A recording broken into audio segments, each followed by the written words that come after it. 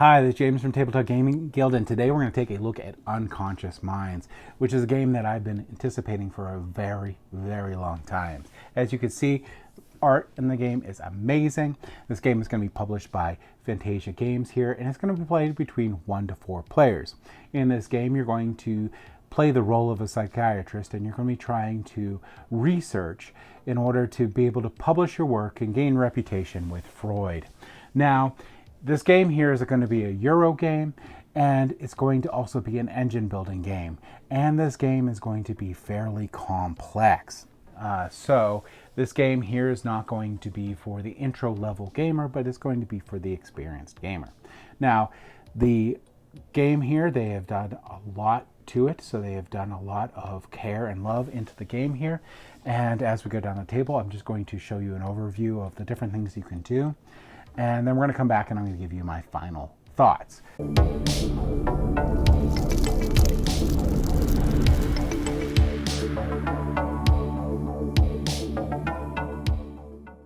All right, so this is Unconscious Minds. As you can see, it's a massive game with lots of components that come out, but the core idea of the game is pretty straightforward.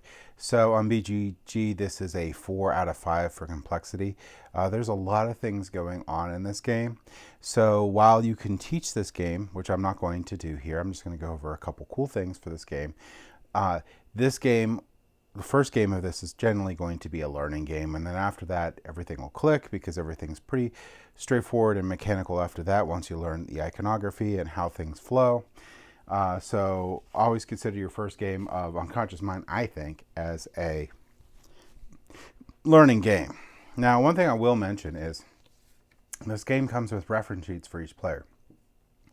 This really makes the game super playable and takes a lot of the learning curve away because all the iconography here is very well explained, and you don't necessarily need to remember how all this stuff works because of this chart back here. But this, I think, is really great that they did, and a really great bonus. Otherwise, you would have been flipping through the book, rule book the entire time to be able to figure out what these different icons mean. Now, this game, you're going to go around and around in this game until Freud makes it all the way to the end here. Once that happens, that'll trigger the end of the game, and the person with the most reputation points, which are going to be this, which you can consider money or whatever, but that person will be the winner. So how does this game flow? Well, on your turn, you're going to be able to choose a couple different things that you can do. One of them is you're going to be able to take these thoughts here, which you can consider these your workers, and place them out on the board here. Now, this is the main board. This is where most of the stuff happens in the game here. This is where you're going to select which actions you can.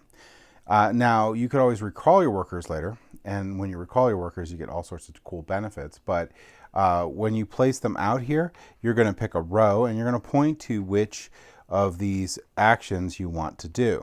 Now, while your workers are out, you can only do the action that you selected once. So if you wanted to come back again, you couldn't point this here, but you could point this to this one if you wanted. Other players can use these actions as long as there's an open space around that action, which it is possible that an action gets blocked off. These, like I said, are going to be the meat of the game. These are the different things that you can do in the game to help propel you forward. Now, if you ever played like Terra Nova or games like that, this one has a little bit more complicated resource board in here. And this little resource board, you're going to have these little glass beads here, and that's going to represent which of these resources and how many you have. And there's going to be a lesser, medium, and greater of all three of these resources. And as the game goes by, different actions will let you move these things up or down, and then you can spend these as a resource. And I'll show you what you'd want to spend these as. And as the game starts, you're only going to have the ability to have 7 different resources, but that will grow as the game goes by. So spaces like this let you move those cubes up, or across, stuff like that, so you can increase the value of some of your resources. Spaces like this let you spend your coffee, and you do get coffee in the game too, so that's the other thing that you have in here. So this is going to be your coffee marker.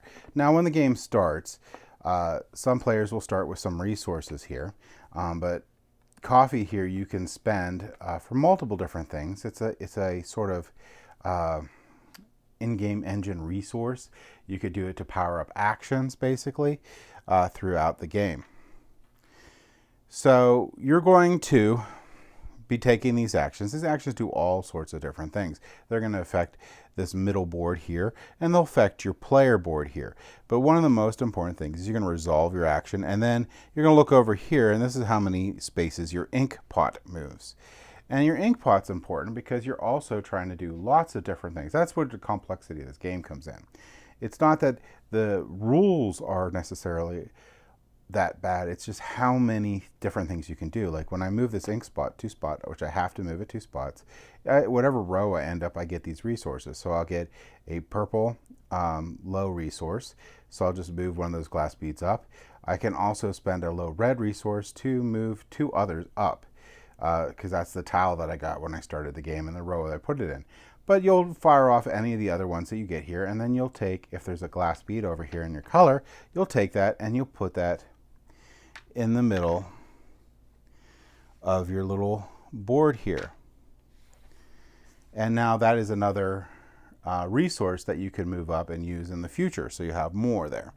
And that's very important to unlock these because they're used at different points of the game. So you're going to use these to claim different things in the game too. Now the cool thing about this ink pot is it's going to go off and it's fire up these rows, but if you ever go here, you're going to fire off your reputation value. And as the game goes by, your reputation will go up, and you'll get some benefits every time your reputation goes up and that you hit that spot. Now, every time you go beyond that and you come back over here, you don't need to land here, but if you cross that, you're going to get another worker. And this actually unlocks a column. And if you're ever on top here, you can fire off the column and you'll get another glass bead there to put on your board.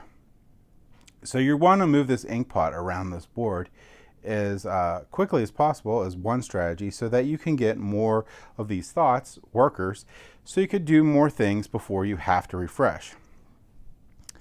But this, like I said, is the meat of the board because there's so many other things you can do. You can move your character along this map here, and you can join Freud. And different spaces here will let you fire off this board here.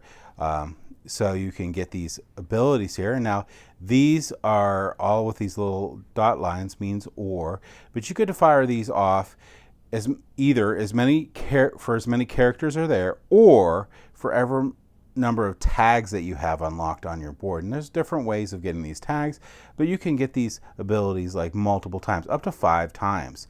So I could get 5 coffee there if I wanted, or 4 coffee and 1 lower purple resource, and that sort of thing. You can also claim these. This what these tokens are for. And you can also, when you rest, you can actually claim these too based on the number of tags you have. So if I have 3 tags, I can claim this one. 4 tags, I can claim this one. 5 tags, I can claim this one. First person to do so is going to gain a reputation.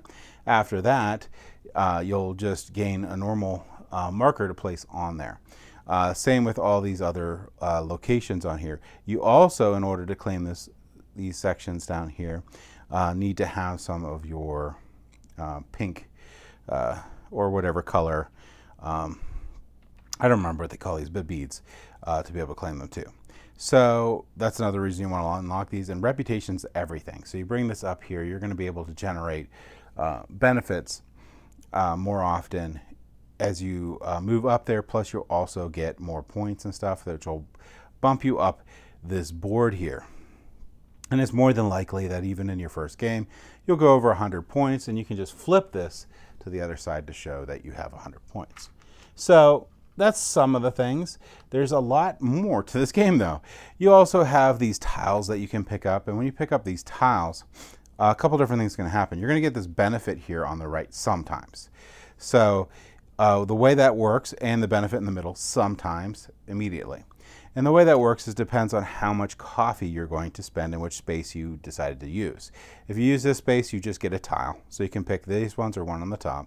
If you pick this space, you'll get the action on the right immediately, but that costs you 2 coffee. And if you pick this one, you're going to spend 3 coffee, but you'll get both immediately. And then you're just going to pick a column to place these on. And you'll flip this to the other side. So this is the immediate one. This is the long-term benefit that you're going to get from the row. And you'll place that there. So if your ink pot ever runs on there, those things would fire off for you. Now the far row on your player board is not going to be unlockable unless you have treated so many patients. So the top one's 0, middle one's 1, bottom one's 2. So, well, not really. Your first one's free. Your second one, you have to have 1 patient, and your third one has to be 2. It doesn't matter which row it actually is. So, all right. So, moving on to other things in the game here. So this is going to be the board. Like I said, you can move on here. You can move your character along this map here and do some of these actions based on how many characters are there, or your tags, like I said, which are these icons here that you possess. Or you can move Freud and fire off the actions there. So there's a lot of different things that you can do here.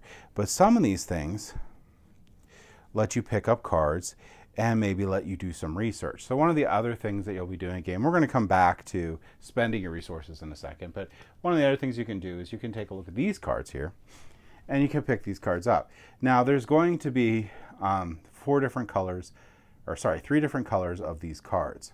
And you're using these research cards to be able to publish your ideas over here. And the advantage to these is you have them in your hand, and then if you go to a spot here where you can play them, you can play them down and you get these bonuses that are down here. Some of them have tags, some of them give you coffee, some of them give you these hearts here, which are very helpful. I'll explain in a minute. But you're going to use these, you're going to have them out. And later on, when you are able to, let's just grab a couple of these. These are visible all the time, so they have different requirements for them. But you could pick these guys up. And when you pick these guys up, you have to have the colors here. Now, technically, you can cite other people's research, which I'll explain in a minute, but that has to go right to left. When you're placing these down, you'd have to have 2 red, a green, and a purple. And I know these don't match, but it just shows you how they work here. And you're just going to line them up on here. And then you get to be able to gain points. So you gain 12 points here. And you'll permanently have these tags available to you. You have to have one of your color glass beads there to place there to claim it. And this will go down. This is going to be that action that lets you do that. Now, as this goes out in the game board here, you'd have your 12 points. But at any one time someone else wants to do research, they can cite your book to gain some points. So let's say this one's left here.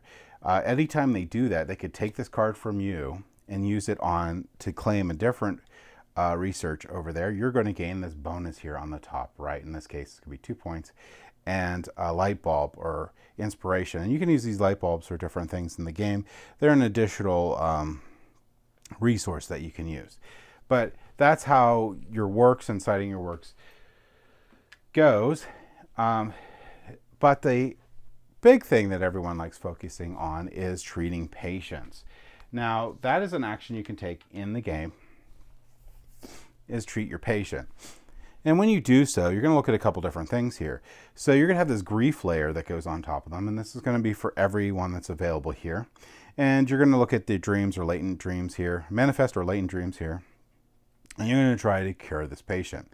As soon as you're able to get the patient cured to a specific point here, so this is always the number 3 here. As soon as this can get moved to here, you're going to remove the grief layer.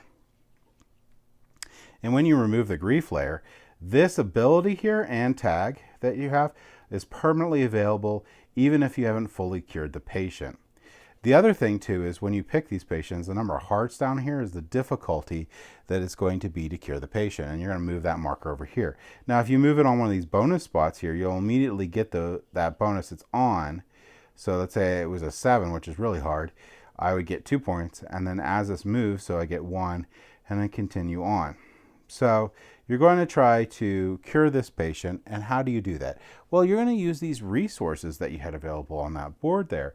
You're going to spend them. In this case, it's going to take a top level fire, or I can't remember what they're called, but top level red and low level purple. As soon as you spend this card will go away. You're going to move this 2 spaces and gain 3 points. So same with this one here. So when you're moving this along, you're looking to get rid of the grief layer. All right, so you did notice that you only have 4 hearts that you can go in here, and this was at a 5, so you can only go to here. Well, you can spend one of these hearts on your board here if you have it available. Just move it down, and you can finish curing the patient. As soon as you cure your first patient, actually, as soon as you remove the grief layer of your first patient, which has this little symbol here, you're going to open up your other room, which has the same symbol here, and then you'll be able to have a second patient. So anytime that you empty your room here, this one here finished off. If I finish it off, we'll go on my player tableau here, so that I always have this available here. But remember, if you remove the grief layer, you still have it available. You're going to go ahead and select new patients from over here. And there's 2 different types of patients. So what does it matter getting patients? Well, getting patients is going to give you points and abilities that you can use throughout the game, but also you're looking to cure a certain amount of patients to be able to gain these different goals. These goals will also, when you finish them, gain you reputation here and move this up, and also give you tags that you can use throughout the rest of the game here that really will help bump you forward. So one of the things is when you gain reputation, Freud also moves up at the same time. And there's some markers on here, like Freud's normally going to move when you move reputation. And so anytime anyone gains reputation, Freud also moves. So you'll never catch up to Freud, but he'll move along the board there. So you're trying to get these goals things. Also, when you get a patient, so you pick one of these patients on here, you're going to look at the difficulty of the patient. So you're going to pick what you want. Sometimes these symbols matter up here. You're going to look at what reward you're going to get for curing that grief layer. And then you're also going to pick a latent or manifest dream, which these are always random here, to place on top. There are 2 of them, so that you can try to cure that patient. But that's going to be another thing that you're going to continually do on here. Now, even though I'm not really going over the rules here, you can see there is a ton to this game. And there's a lot of different things happening. You're going to be placing out your workers to do actions. You're going to be trying to cure patients, to put more patients out into your room there and try to get them pushed through as fast as possible. You're not only doing that for points and getting bonuses, but you're also trying to gain some of these goals that are in the game. You're also going to be moving on the board here, trying to get reputation there. You'll also be trying to publish works to be able to get lots of points there. There's so many different avenues and strategies that you can have in this game. Really just wanted to show you just an idea of all the different things that are in this game. There's a lot of good tutorials out there for gameplay. Most of them are going to be in the 50-minute mark or 40-minute mark to explain or play this game. This is a heavier game, but just know that most of the heaviness of this game is just the plethora of different things that you can do, and that these player aids are invaluable in the game. These take a lot of the complexity of the game and move it off to these cards. I can't overstate how wonderful these are. When you play the game, you're going to see how wonderful they are. But let's go ahead back up the table here, and I'm going to give you my final thoughts on Unconscious Minds.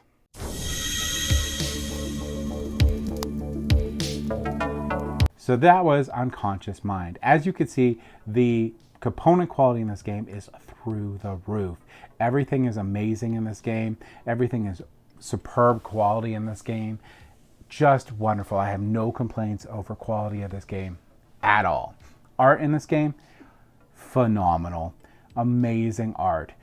This is one of those games that I definitely want to sleeve up, which I'm going to do soon. And another, just a spoiler, is very few games actually make it into my collection, and this game is 100% making it into my collection. And not only that, this game is definitely on my top 10 of games of all time. So I love it that much. This game is definitely staying in my collection, and it's definitely going to get out and to play as many times as I possibly can. The gameplay for this game is incredibly engaging. You have lots of different decisions you can make throughout the game that are meaningful. You have different ways of pivoting in the game, which is I really appreciate and love. This game overall is just engrossing and really thematic for a Euro. There's very few Euros out there where the theme sort of drips into the game, and this game is definitely immersive Euro, which is very hard to find. I love all the different things you can do and how they all thematically work within the context of the game, which is amazing. So a couple things, the caveats to say. This is not a simple game. This game here is not like playing Feudum. That is, I find, very hard to teach, and for some reason, hard for people to grasp how everything interrelates and it works throughout the game. This game is complicated. It does take a long time to teach because there's a lot of different things you can do. However, I will say with those reference guides, they hit it out of the park. They did an amazing job ensuring that those reference guides tell you everything you need to really know for the game and what all the things do. So there's a couple things on the main board that I gloss over. I didn't go over completely like how those all work. Especially when you can claim things through the rest action and all the different really cool things you can do on the rest action. I didn't go over that. There's a lot of things I didn't go over on that. Don't even think that overview I gave is even close to what you need for the rules for the game. I just wanted to show some of the cool things in the game. That's all it was. So there is a bit of a learning curve to it, and I do really think that the first game is 100% a learning game. Once you get done with that, then you're going to go in and you're going to be able to know how everything functions and be able to have great strategies for this game. This game has a super amount of replayability in it. There is so many different things that can happen in the game that can make you pivot or change your mind or jump into different strategies. Lots of different options for you to do. There's not really one way that you're going to be like, this is the way to win. There's all sorts of different ways that you can win this game. So I do really appreciate that a lot. So this game here, like I said, I really love this game, but this is a heavy game. So this is going, well, not super heavy, but it's a heavy-ish game. So you got to keep that in mind if you want to jump into the game. You also need to like Euros or worker placement games. The engine building part for this game isn't going to be as like super strong as some, like what you would assume when someone says engine building game, but there is an engine there and you can build it. It's just not going to be like, there's not going to be a lot of like chaining stuff that you would expect in an engine building game, but you can make your actions more efficient, definitely, with the different cards you pick up. So it's very important which patience you pick up to get those abilities. Also doing other things to get those tags. You can jump pretty far ahead by just getting tags and making sure that you can take full advantage of the board out there and maybe get those reputations first. So there's a lot of things to think about, a lot of things to do in this game. Told you my caveats on the game. Really, I love this game and I highly recommend it for anyone that likes heavier Euros. But that's my thoughts on Unconscious Minds. Thank you for watching.